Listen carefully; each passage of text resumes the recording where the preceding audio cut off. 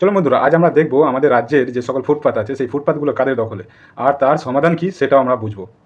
আমরা বারবার দেখেছি আমাদের রাজ্যে যত হকার আছে তাদের নিয়ে রাজনীতি করা হয়। যারাই বিরোধীতে থাকে তারাই কিন্তু এই হকারদের নিয়ে রাজনীতি করে, কারণ হকারদের সংখ্যা আমাদের রাজ্যে কম বেশি 5 লক্ষ থেকে 10 লক্ষের মতো, এবং তাদের পরিবারও আছে। তাদের হিসাব করলে একটা মোটা অঙ্কের ভোট হয়, ঠিক আছে।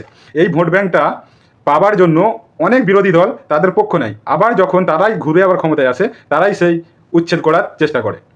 এখন আমাদের রাজ্যে প্রচুর জায়গায় দেখা যাচ্ছে, বা প্রচুর যেসব রেল স্টেশন আছে সেই সব জায়গায় দেখা যাচ্ছে যে হকারকে উচ্ছেদ করা হচ্ছে। শুধু কি হকারদের উচ্ছেদ করাই কি সমাধান হবে, নাকি হকারদের উচ্ছেদ না করে তাদের জন্য একটা নির্দিষ্ট জায়গা ঠিক করে দেওয়া উচিত? আমাদের মাথায় রাখতে হবে যে হকারের সংখ্যা কম নয়, এবং যে সকল হকার ছিল তারা পেটের দায়ে হকারি করতো, ঠিক আছে। কারোর ইচ্ছাতে কেউ কিন্তু হকারি করতো না, কারণ তাদের সেই ক্ষমতা নাই যে কলকাতা শহরে বা কোনো রেল স্টেশনে বা কোনো ভালো একটা দোকান নিয়ে গিয়ে তারা সেখানে বসে ব্যবসা করবে, তাদের সেই ক্ষমতা নাই। সেই জন্য তারা হকারি ব্যবসা পছন্দ করতেন বা বেছে নিয়েছেন।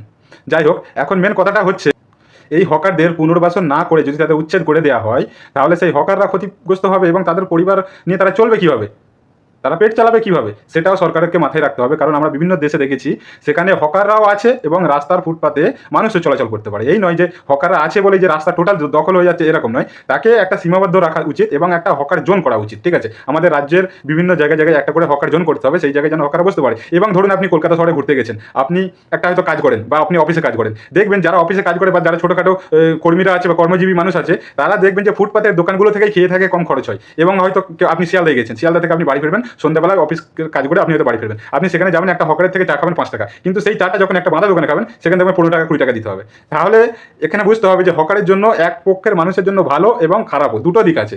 কারণ হকারদের জন্য অনেক সময় রাস্তা জাম হয়ে যায়, স্টেশনের যাতায়াতের পথ জাম হয়ে যায়। সেগুলো মাথায় রেখে আমাদের এমন একটা মোটামুটি জোন তৈরি করতে হবে, সেই জোনে যেন হকাররা ব্যবসা করতে পারে, তাদেরও পেট চলুক, এবং রাস্তাও যেন ক্লিয়ার থাকে, পরিষ্কার পরিচ্ছন্নতার দিকেও ধ্যান রাখতে হবে, সব জায়গায় ডাস্টবিনের ব্যবস্থা করতে হবে। সেইগুলো সরকারকে পদক্ষেপ নিতে হবে। এবং সরকার যদি সেই পদক্ষেপ না নিয়েই যদি তার আগে যদি উচ্ছেদ করে দেয়, তাহলে সেই সব গরিব হকাররা কোথায় যাবে, তাদেরও চিন্তা আমাদের করতে হবে। এবং এই যে হকার উচ্ছেদ নিয়ে একসময় কিন্তু এই বিজেপি সরকারই, এই শুভেন্দু অধিকারী নিজে মুখে বলেছিলেন যে হকারদের সঙ্গে দরকার হলে যারা উচ্ছেদ করেছে, যে অবৈধভাবে উচ্ছেদ করেছে, সেই বুলডোজারের সামনে আমরা গিয়ে দাঁড়াবো, যখন এই শুভেন্দু অধিকারী বিরোধী দলে ছিলেন।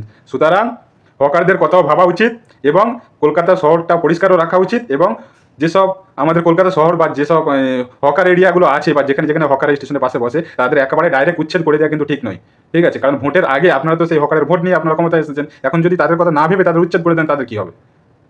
আবারও বলছি, সরকারের কাছে অনুরোধ করব, তাদের কথা মাথায় রাখবেন, হকারদের জন্য আলাদা জোন করুন।